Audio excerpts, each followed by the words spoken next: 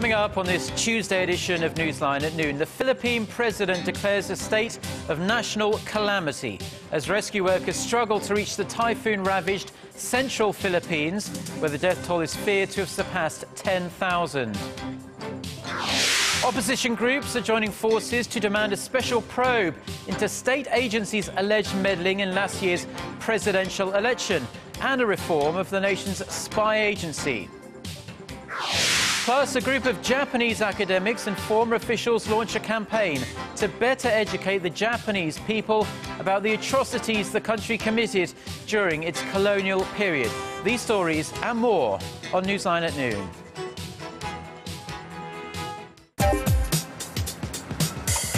Where's the best place for bibimbap?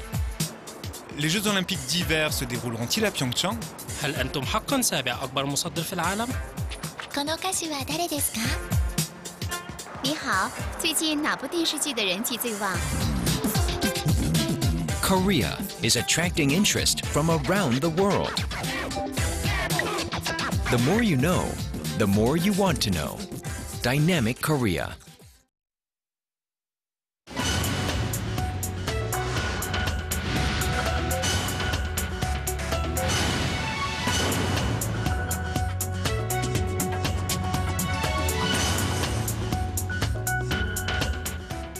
Thanks for joining us. You're watching Newsline at noon. I'm Choi Yusan in Seoul. Very good to have you with us. I'm Mark Broom. We start with the aftermath of the super typhoon that swept through the central Philippines over the weekend. The Philippine President has declared a state of national calamity as rescue workers in the country struggle to reach remote towns and villages. Up to 660,000 people are in dire need of humanitarian aid. Our Kim Ji-yeon reports. Rescue workers are struggling to reach remote areas in the central Philippines that were ravaged by Typhoon Haiyan.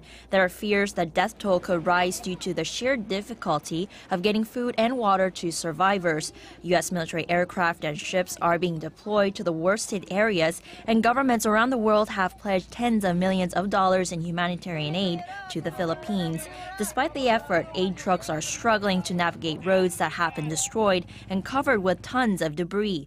UN Secretary General Ban Ki-moon says the UN will launch a large-scale humanitarian plan on Tuesday. I call on the government in particular to ease the severe constraints it has imposed on humanitarian access.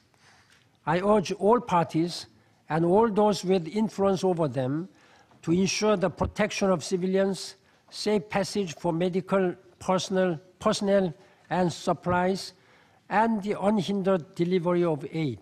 Officials in Tacloban, one of the cities worst affected by Haiyan, say the death toll could be 10,000 in their city alone.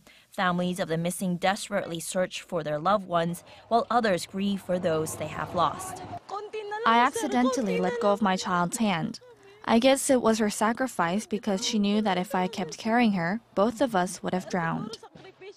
Looting has become rife as many survivors have lost everything they own and are without food and clean water. The Philippine President has declared a state of national calamity. We declare today a state of national calamity in order to hasten the movements of the government on its rescue. Also, we have to control the prices of goods and services that our people need and to avoid the overpricing and hoarding of important products. Typhoon Haiyan made landfall in North Vietnam and the southern part of China on Monday, packing powerful gusts and dumping around 300 to 400 millimeters of rain on certain areas.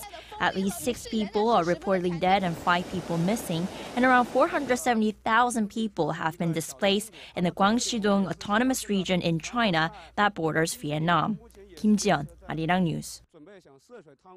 Korea is rushing to help with recovery efforts in the Philippines and has reportedly agreed to send up to $5 million in humanitarian aid to assist the typhoon-torn country. The decision was made Tuesday at a meeting called by Seoul's foreign ministry and attended by related agencies.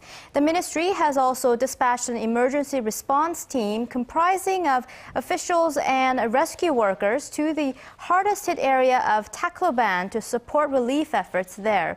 There were 33 Koreans believed to be in the worst affected areas of the Philippines when Typhoon Haiyan struck, and the ministry says 10 are still unaccounted for.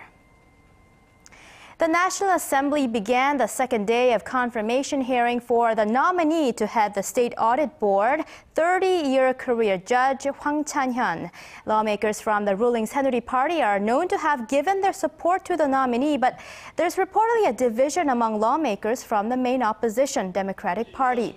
The DP plans to continue grilling Hwang on his personal ties to a member of the presidential office, as well as his ability to maintain the neutrality of the State Audit Board. A separate hearing for the Health and Welfare Minister nominee Moon Hyung-pyo started today, where the government's scaled-back basic pension plan is under scrutiny. With the current political standoff showing no sign of ending, Korea's opposition figures gathered for a coalition meeting Tuesday to demand the truth be told about allegations the spy agency and military interfered in the run-up to last year's presidential election. Our Chi Myung-gil has the details. Around 100 people from Korea's liberal opposition parties, civic groups, and religious organizations gathered for the first time Tuesday to find solutions to the current political deadlock. Chairman of the main opposition Democratic Party Kim Han-gil, Justice Party leader Chun Ho-sun, and independent lawmaker An Chol-soo were there to discuss and hear the thoughts of various sections of the political left. Top of the agenda was reforming the nation's spy agency for its alleged meddling in last year's presidential election and the move to appoint a special prosecutor to investigate the charges. Wrapping up their meeting, the opposition coalition parties called for the restoration of democracy and constitutional order and said they plan to collect signatures demanding the resignation of the heads of the National Intelligence Service, the Justice Ministry, as well as the Presidential Chief of Staff.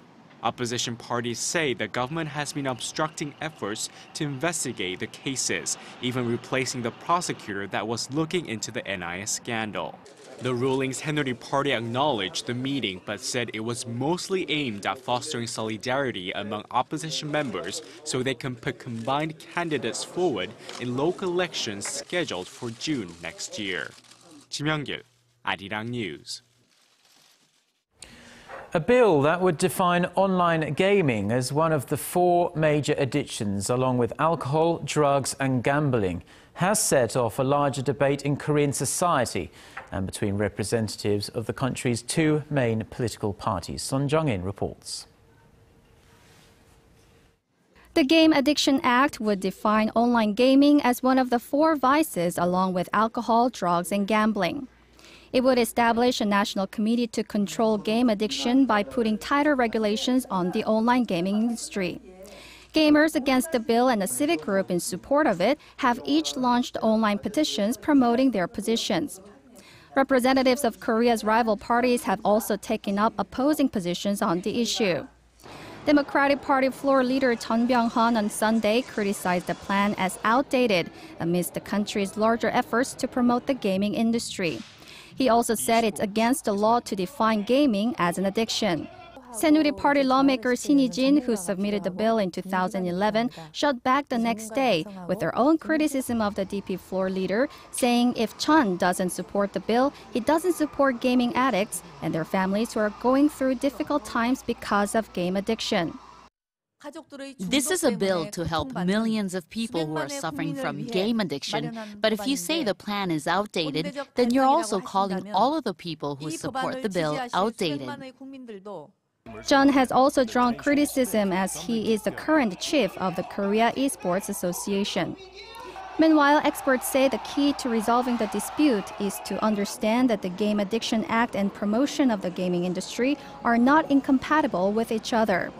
They say the gaming industry can both distribute quality content while participating in efforts to prevent addiction.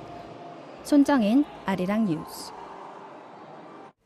President Park Geun-hye will hold a summit on Wednesday with her Russian counterpart Vladimir Putin in Seoul. The 2 leaders are expected to discuss a wide range of issues, from boosting economic cooperation to dealing with North Korea. Hwang Sang-hee reports. South Korea's possible participation in a joint railway project between Russia and North Korea will largely dominate the upcoming summit between President Park Geun-hye and her Russian counterpart Vladimir Putin. Running between Russia's eastern border town of Hasan and the North Korean port city of Rajin, the 54-kilometer rail link is part of President Putin's goal of turning Russia into a major transit route for trade between East Asia and Europe. The Russian leader has been calling for South Korea's participation in the project, most recently in September at the Group of 20 summit in St. Petersburg, and the two sides are expected to strike a deal this time around. Russia's share in the project currently stands at 70%, and under the deal, South Korean companies are expected to acquire half of that stake, meaning Russia and the two Koreas would each be in for a third. The two leaders are also expected to discuss other forms of trilateral cooperation, including the construction of a gas pipeline running through Russia and North Korea to South Korea, as well as a similar project to build a three-way power line. The discussions come at a time when Seoul is seeking Moscow's help in persuading its northern neighbor to give up its nuclear ambitions. And while some remain hopeful about President Putin promising his full support in return for a successful realization of the project, others are skeptical, saying that the Russian leader will not turn his back on his longtime ally, North Korea. Hwang Sang-hee, Arirang News. Korea's import and export prices dropped in October as oil prices fell and the local currency strengthened against the dollar. The Bank of Korea said Tuesday that Korea's import prices dropped 7.3% in October from the same month last year. This is the 14th consecutive month import prices have declined since September 2012. Export prices also fell, dropping 4.6% in October from the previous year. The price of Dubai crude fell a little over 3% in October from a year earlier, while the Korean won strengthened against the greenback, climbing almost 4% over the cited period.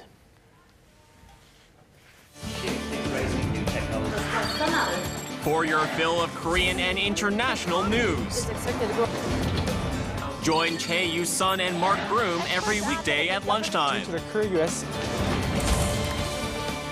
Newsline at noon. Session this Wednesday and vote on the government restructuring bills.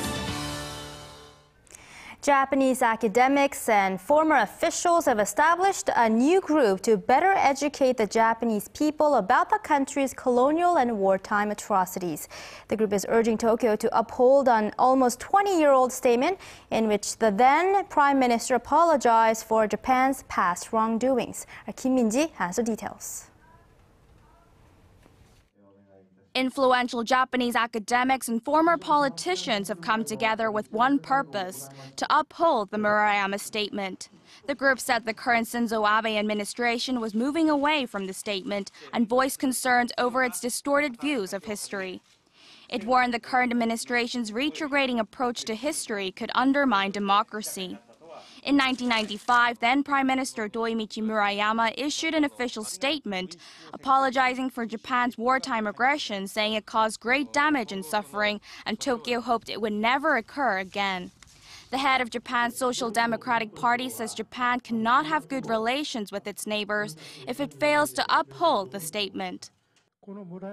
If the government does not express its intentions to uphold the Murayama statement, tensions with Korea and Japan will not ease. Moreover, the group said the current policies the Abe administration were pushing for show the country was returning to the Meiji Constitution generation, which ignited wars in the past. I believe the current Japanese political situation is under threat. It is trying to return to militarism. The group stressed that if Japan continues to fail to acknowledge its wartime aggression and pushes towards the past, Japan will lose its place in Asia. Kim Min-ji, Arirang News. Legal proceedings on the compensation of Korean victims of Japan's colonial rule and Korea's import ban on Japanese fish products dominated bilateral economic talks in Tokyo on Monday. Reports say the Japanese side repeated its request to Seoul to seek ways to prevent Korean courts from ordering Japanese firms to compensate Koreans forced into labor as the rulings negatively affect bilateral economic relations. The Japanese foreign minister made a similar request in September, and Japanese business groups last week issued a statement in opposition to the court decisions. The Korean officials said they would wait for the Korean Supreme Court's ruling on the cases. As for Tokyo's request for Seoul to ease fish import bans, the Korean side said Japan would first need to ensure the safety of its products from Fukushima and surrounding areas. China's leaders will set out their reform agenda for the next 10 years this Tuesday as they attempt to manage a tradition of a more domestically oriented, consumer-focused economy, all while maintaining the Communist Party's firm grip on power. Analysts say the blueprint will focus on the development of the rural economies, more freedom of movement for workers, some move toward land ownership, and a continued focus on urbanization. There's also speculation the leadership will announce some kind of social safety net, taking into account the country's rapidly aging population. The Chinese economy has been losing steam in recent months, burdened by industrial overcapacity, mounting debt, and diminishing competitiveness. Officials from the U.S. and the European Union have resumed negotiations on a transatlantic free trade agreement despite angry protests in Europe over Washington's surveillance programs. The talks were originally scheduled for October but were postponed because of a partial shutdown of the U.S. government. U.S. officials have been urging their European counterparts to focus on the FTA talks rather than the spying row as they want to reach a deal by the end of next year. The U.S. and the EU together account for around $30 trillion of annual output, almost half of the world's total. This week's talks in Brussels cover services, investment, energy, and raw materials, and the chief negotiators from both sides will give an update on their discussions later this week. The International Atomic Energy Agency has reached a roadmap for cooperation with Iran over its disputed nuclear program. As part of the agreement, international inspectors would be allowed to access 2 key nuclear facilities in Iran that have not been regularly inspected. The head of the IAEA, Yukiya Amano, said on Monday that the development was an important step forward, but stressed that there was much more that needs to be done. The nuclear watchdog wants access to the Parchin military site, southwest of Tehran, where Iran is suspected of having tested triggering devices for nuclear weapons. And in a related development, U.S. Secretary of State John Kerry says it was Iran that backed out of a deal in Geneva last weekend. Denying reports France delayed the agreement. More talks between Iran and the 6 world powers are scheduled for November 20th. Now, some interesting news for music fans now. You might be able to put away your CDs and your MP3s and enhance your audio experience through a newly launched music format now available in Korea. It's called High Fidelity Pure Audio, and our Connie Lee tells us what it's all about.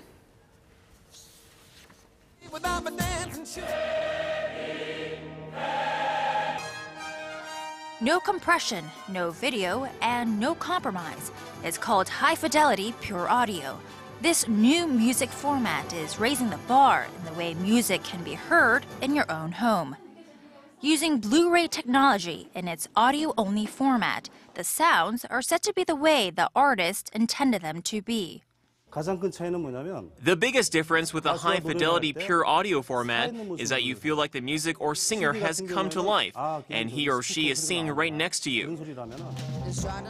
This format lets out a richer and fuller sound, but can only be experienced on Blu-ray players. Looking at the technical specs, Pure Audio uses at least a 96 kHz sample rate at 24-bit resolution.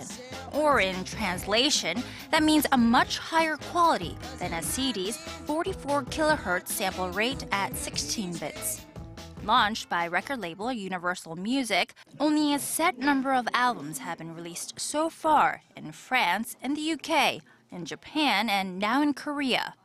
For starters, in Korea, a total of 33 albums have been reissued on the high-fidelity pure audio format. But by the end of this year, officials hope to add 100 more.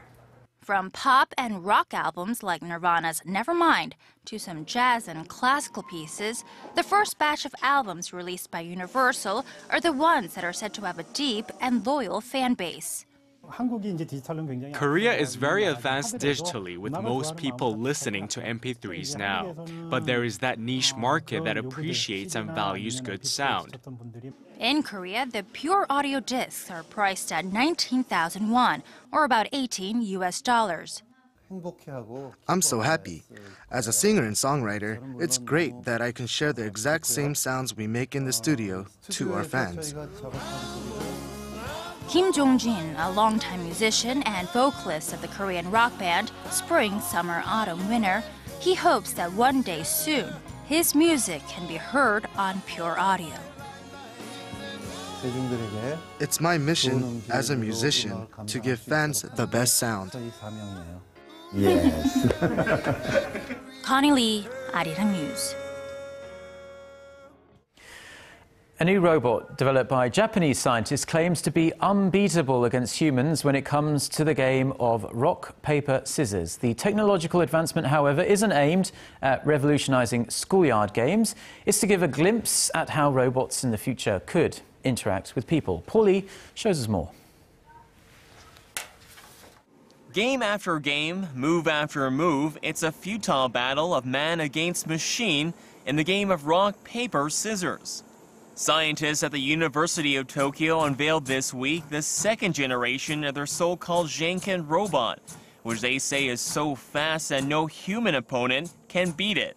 The three-fingered robotic champion was developed at the Ishikawa Oku Laboratory, which focuses on replicating human senses through high-tech robots.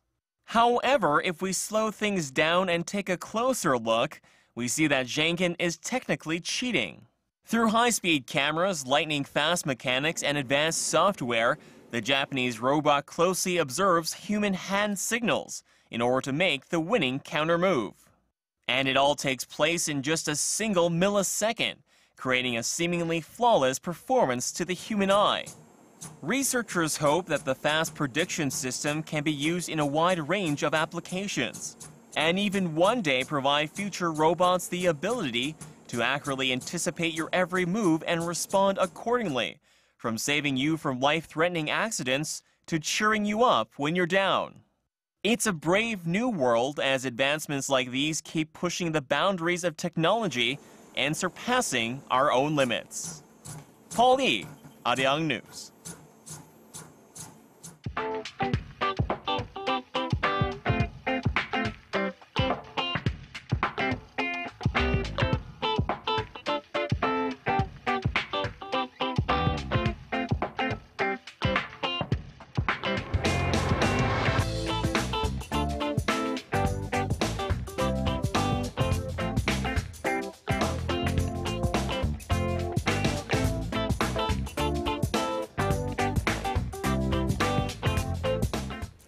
Time now to turn to our Lee Ji-yeon at the Weather Center for an update on the weather. Hello there, Ji-yeon. Well, hello guys. Well, it's another cold day out there. But guys, when the weather gets cold, don't we tend to tense our body?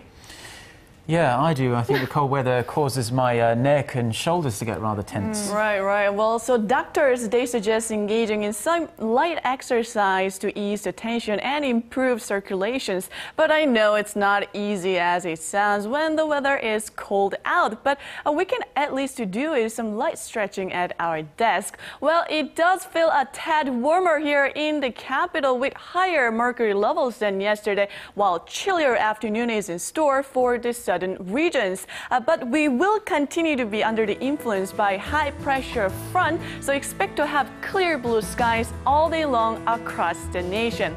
Now, even if there are lots of sunshine, the lower temperatures are also bringing an increase in cold and flu activity across the nation. So take good care of yourself by resting well, eating nutritious meal, and fresh fruits. Also, the medical experts say that the most effective way to keep ourselves from getting sick is to wash our hands regularly with soap and water. And of course, dress warmly before heading out.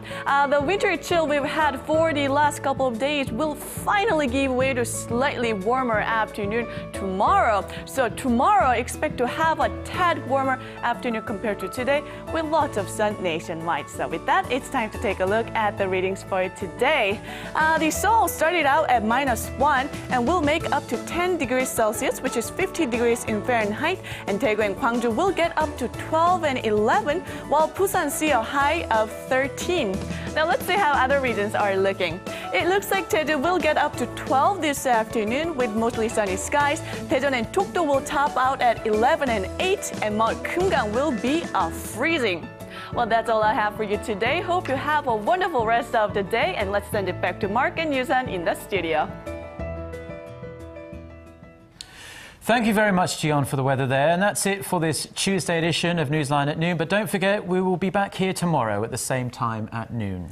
Until then, do stay with Arirang TV for more on the day's headlines.